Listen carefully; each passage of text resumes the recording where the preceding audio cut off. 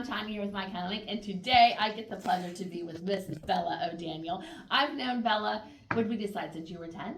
Is that right? 9. 9? Mm-hmm. I remember being in the horse ring with my own daughter, and I remember this little girl over here on a horse, and even the lunge line was still attached as she was learning. And wow, has it been fun. Excuse me. Wow, has it been fun watching your career. So all through 4-H. So what 4-H were you with? Buckeye Buckaroos. Yep. So for 10 years, she was our 4-H girl. So we love to highlight people, places, and things right here in Darke County. So she was in Buckeye Buckaroos 4-H Club for 10 years. And then she graduated Arcanum High School, correct? Yes. And then you went to Bowling Green, right? So tell us about what happened at Bowling Green. You went to Bowling Green for a year, and then what did you join? So I went to Bowling Green for a year, and then I decided to join the equestrian team. Yes, and it's called IHSA. So what does that stand for? Intercollegiate Horse Show Association. Because Bowling Green is a D1 school, and the athlete that you are, our equestrian athlete, you know I love to highlight our equestrians. So you went there to this team, and you was on the team there. Tell us about what it's like to be on a collegiate team. For those out there that's watching that may say, I want to go and be on an equestrian team. What do they have to do? What are the steps for that?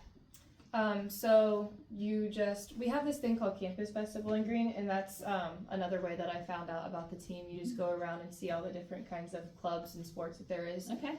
And you just go to the meeting, show interest, and then you have to pay a membership fee, and then you go and you lesson with the coach once a week. We had to drive to Findlay for it. Okay. So that was about a 20-minute commute every week. Okay, so you didn't actually ride at Bowling Green. You went over to Findlay's to use theirs. Okay, Mm-hmm. okay. We have a Western and English team. I chose to join the Western, but you could do either. Okay. And then you have to pay separately for each team. And then you go to a meeting just about like once a week too, to meet with your club, and you can choose to join an office position. I was fundraising and apparel, so we have to really hardcore fundraise to because the school doesn't provide a ton of money for us, so we have to fundraise for all of our shows. Typical for us equestrians, isn't it? So also, when you say about the different teams, you know, like in high school when we did the teams, because you did IEA as well in high school, right? So, or YETA. Then I did IEA 1 year, and then it switched to YETA, yes. So when we do that, we had different ranks. Like Ruby, Diamond, Pro. Do they do the same in the college level? Yeah, so I think it goes beginner, rookie A, rookie B, level 1, level 2, open. Okay, so when you go, you sort of like try out, if you will, and then your coach determines what level you're at? Okay. Yeah, so she has to watch us ride first, and then you fill out this like questionnaire, and it talks about like, I placed into level 1 because I went to state fair 1 year and placed high up. Okay. And so it asks questions like that, but then you get placed into your division, and then from there, if you want to make it to regionals, you have to get 36 points. Okay. Is that by points by placings? Yes, I think you get 7 points for the first place, and then 5 for second, and so on. And how many shows do you go in that season to be able to qualify for that? You get 5 shows, and so a you show gotta get up there. Yeah, a show consists of an AM and a PM. Okay. And it's judged separately. Okay, so what did you ride there? You chose Western, but what were the Western classes that you rode in? I rode in horsemanship for level 1, and then once I made it to level 2, I also went into ranch riding. Okay, and which was your favorite?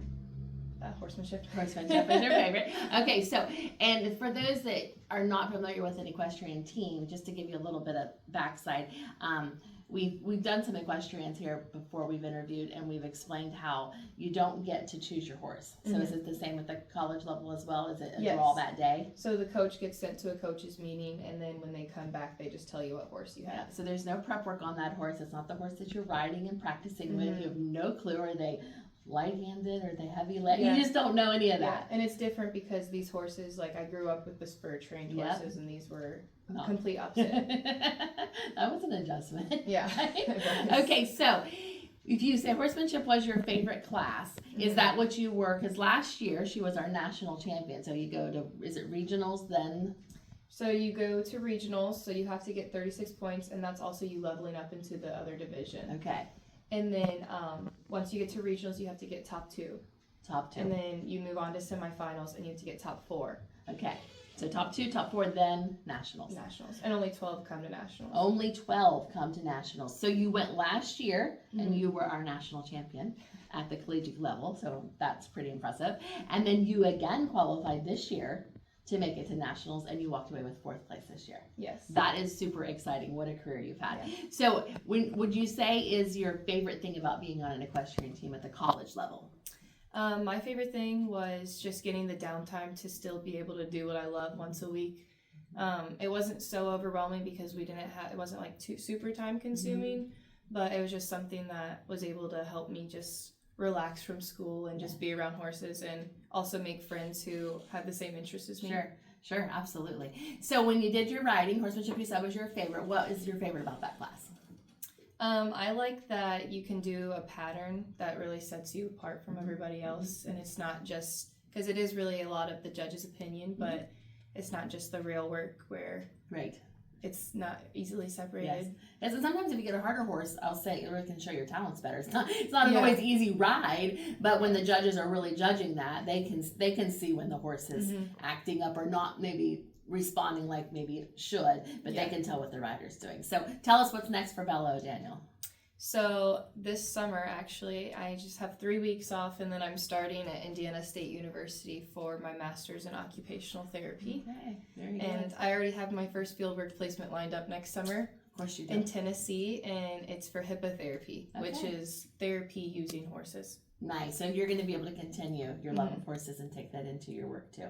Well, that's super exciting. Well, thanks for coming and talking with us. And we're super excited. Congratulations for your career, and I look forward to seeing where you're going to take that. So that's super fun. Keep sticking with me as we keep visiting people, places, and things, and we'll see you next time.